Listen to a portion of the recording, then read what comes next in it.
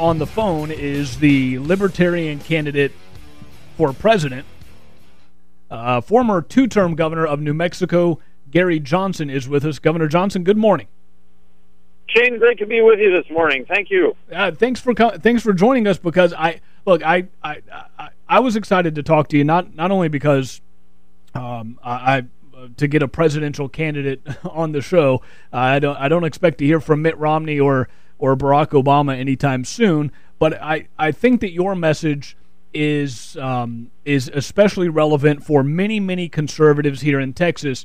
And I hate to do this, because every time I talk to a libertarian, I find myself going through the arguments for and against libertarianism, and we never get to issues. So I'm not going to do that too much. But I do have to ask you one question, and it's the obvious question for voters in Texas. This is a very red state, a very conservative state, and what I hear time and time again when I tell people I'm a libertarian and that I might vote third party in this upcoming election, the response, and I know you get it, is always the same: a vote for anybody other than Mitt Romney is a vote for Barack Obama. So here's your softball.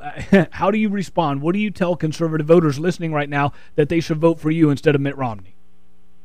Well, I'm going to argue that any of us voting our conscience, that's how we change policy in this country.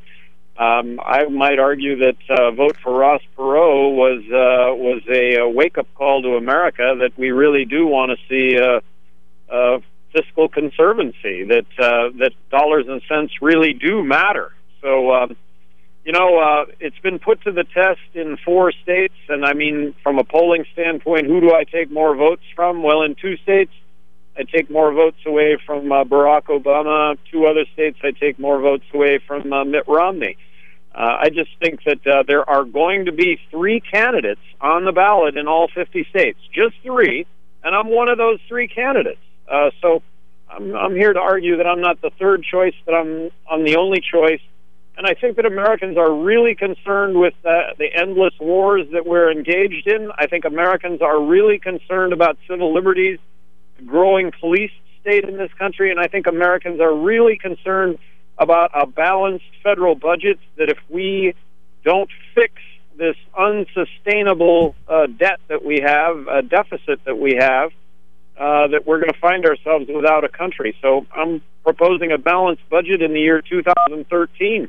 And I'm also proposing throwing out the entire federal tax system and replacing it with a consumption tax, in this case the fair tax, which I think really reboots the American economy for the next 100 years. So big differences between myself and the other 2. Yeah, and listening to you, it sounds as if, and tell me if this is misplaced or incorrect, but it sounds as if you haven't bought into the idea or the narrative that the economy is the #1 issue. You just mentioned civil liberties and the foreign wars, and I don't think anybody out there would say that those are unimportant, but all we've been hearing about is the economy.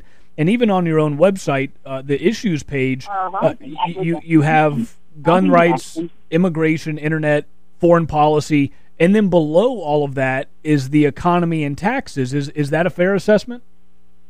No, I think economy and taxes belong at the top of the list. Look, we're in deep trouble. If we don't balance the federal budget now, in my opinion, we're going to find ourselves in the midst of a monetary collapse. And a monetary collapse, hey, that's when the dollars that we have don't buy a thing because of the accompanying inflation that is going to go along with borrowing and printing money to the tune of 43 cents out of every dollar that we're spending. So top of the list, economy, jobs, how does that happen? I'm going to argue that if we eliminate corporate tax completely, that the private sector will hire tens of millions, create tens of millions of jobs.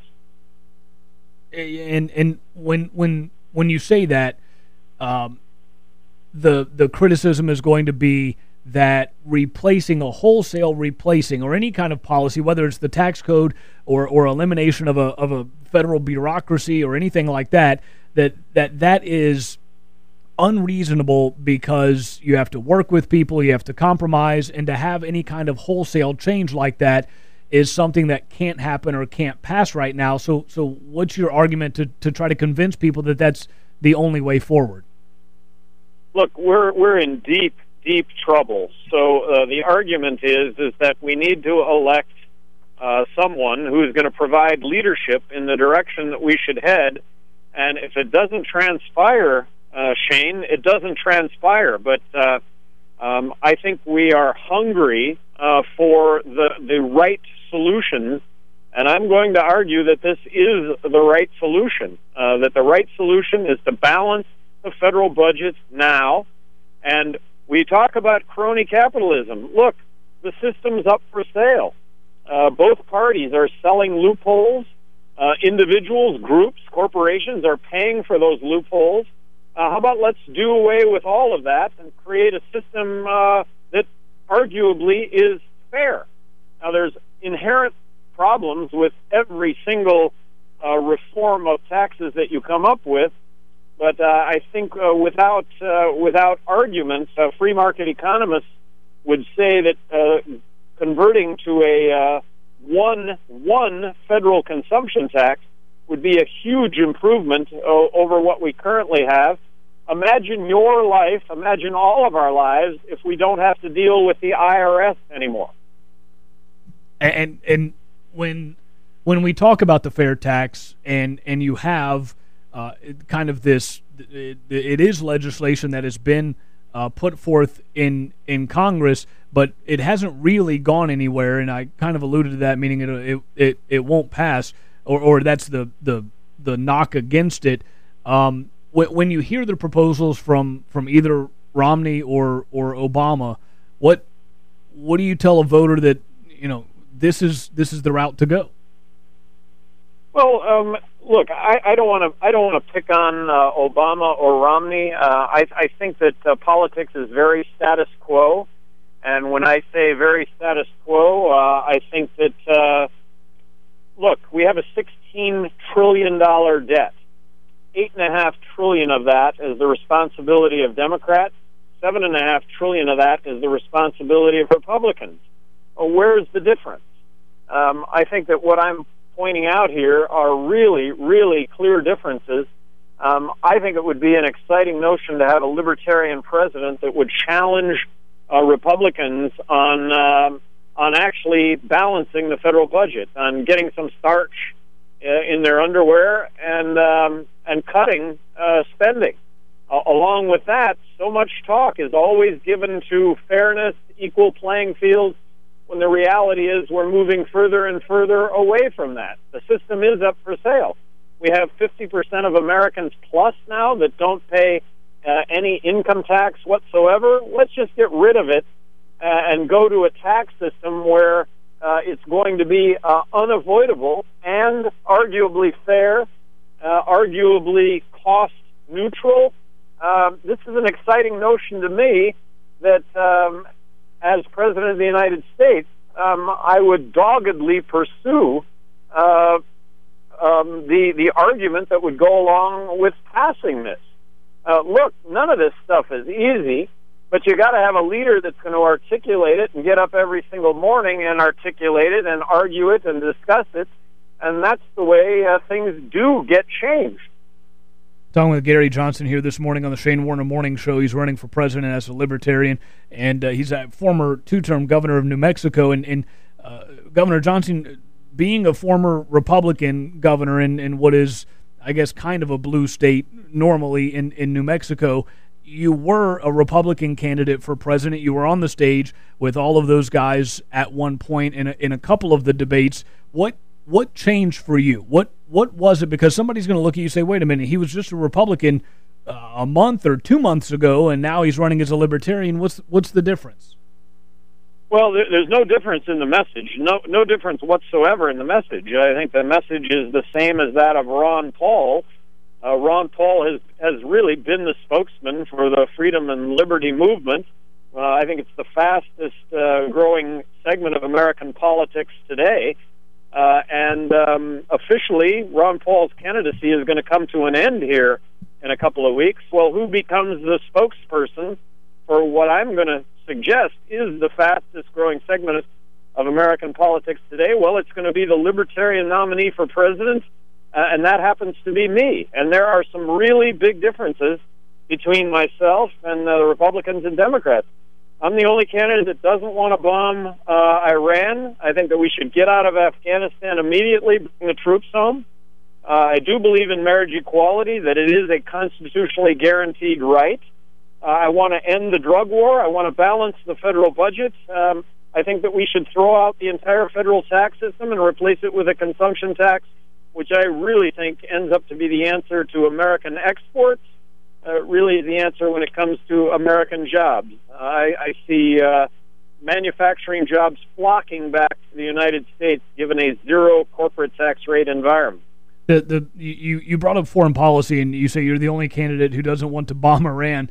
The criticism of you and of libertarians in general on foreign policy has been kind of a caricature that that you are spineless, that you're a dove, that you don't want to do anything. In an interview with the Daily Caller website, you said, and you just mentioned that you would completely withdraw the military presence from Afghanistan. But you also left open the possibility of having military bases in Afghanistan. You left open the possibility of continued drone attacks in Pakistan.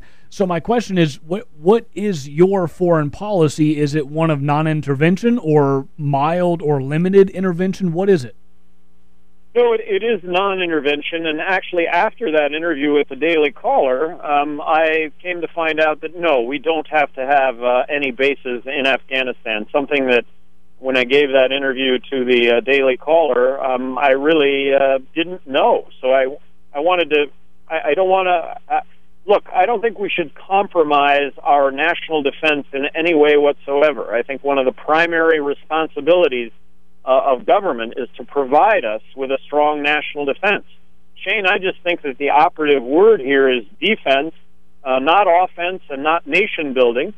I'm going to argue that the biggest threat to our national security is the fact that we're borrowing and printing money to the tune of 43 cents out of every dollar that we spend.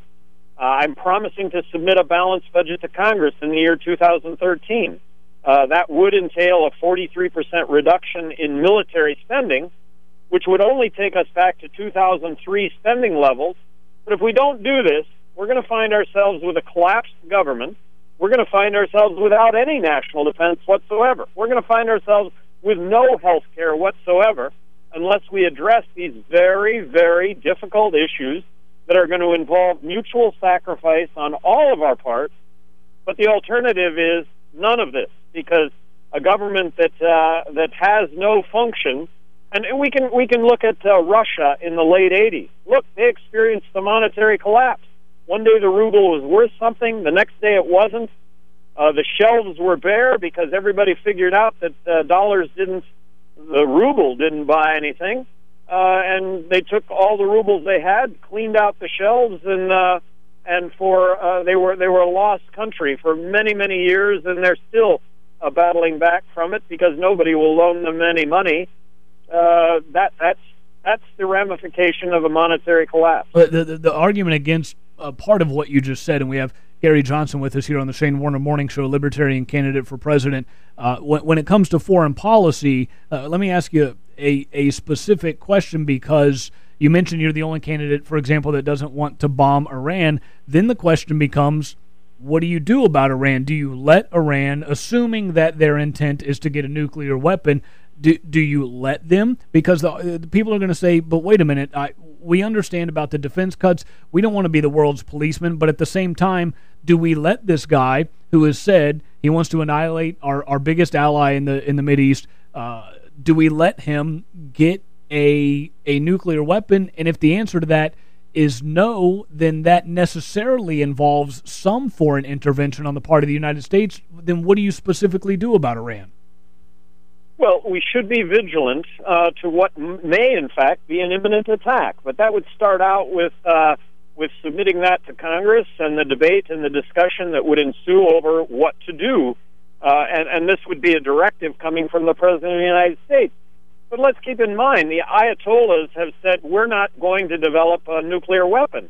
Let's keep in mind that after 9/11, the largest demonstration in the world in support of the United States was in Tehran in support of the United States. Over 1 million people in Iran gathered to say, we support the United States. So we're going to bomb Iran and arguably create 100 million enemies against this country that don't currently exist. If we bomb Iran today, we're going to find ourselves in a 2-year bombing maintenance program of Iran, and we're going to end up making that many more enemies against the United States. Should we be vigilant against any sort of imminent attack against the United States? Absolutely. But I'm going to argue that at present they are not a threat, and that they're many years away from this. And let's just look at Russia for a second. Russia developed nuclear weapons. China developed nuclear weapons. Pakistan, India developed nuclear weapons. Why didn't we bomb them when they were doing that? One other question here on Iran and foreign policy. Is it your belief, and how should the United States deal with and approach, is it your belief that we face any kind of existential threat from radical Islam, or is your view that there's something else at play, or is that what we need to be vigilant against? Well, it is what we need to be vigilant against. But look, all of our military interventions have unintended consequences. Why are we even talking about Iran? It's because we took out Iraq and Saddam Hussein, who was Iran's biggest enemy, who was... Look, Iran was waking up every single morning. What's Iraq and Saddam Hussein going to do to us today? We take out Iraq and Saddam Hussein, and that's the reason that their head is rising, and that we're even talking about this in the first place. An unintended consequence of our U.S. military intervention in Iraq. So you essentially support, you're reiterating the argument that Ron Paul made in 2008, that a lot of what we face is blowback from our own actions. It is. It's a reality. We are facing blowback, and for the history of this country, I think we have believed that we're the ones that have stood up to the bully on the playground, and the world has looked to us in that capacity. I think we have now become the bully on the playground, and I hate to simplify it in those terms, but there is distrust of the United States. Look, how about free trade with other nations? Is China a threat to the United States? I would argue they're not a threat to the United States. They're a trading partner. What would happen, though? You know, we've had an embargo of trade against Cuba for how many years now? How about trade with Cuba? How about the notion that the United States is the shining beacon on the hill, and that we do set the example? And I think that's what this country was founded on. All right, Governor Gary Johnson, former governor of New Mexico, current candidate for president, Libertarian candidate for president. You're going to be in Waco. We can let people know where you're going to be if they want to come mingle and shake hands and ask you some questions. What do you have on the schedule? Well, actually, we're at a park right now, and we're going to have a get-together here. Let me really quickly give you the name of that park. Oh, man, come on, I think you're down at Heritage Square, right? We've got a rally going here this morning at the Common Ground, which is a park here, and then we're driving on to Austin. But we do have a rally right now, and there's a bunch of people standing outside of the car right now, which is terrific. Anyway, we're going to be in Austin this afternoon, San Antonio tomorrow, Houston on Sunday. All right, and the website is GaryJohnson2012.com. Gary Johnson, we appreciate the time. Good talking to you. Great. Thank you very much, Shane. All right, thanks. Gary Johnson.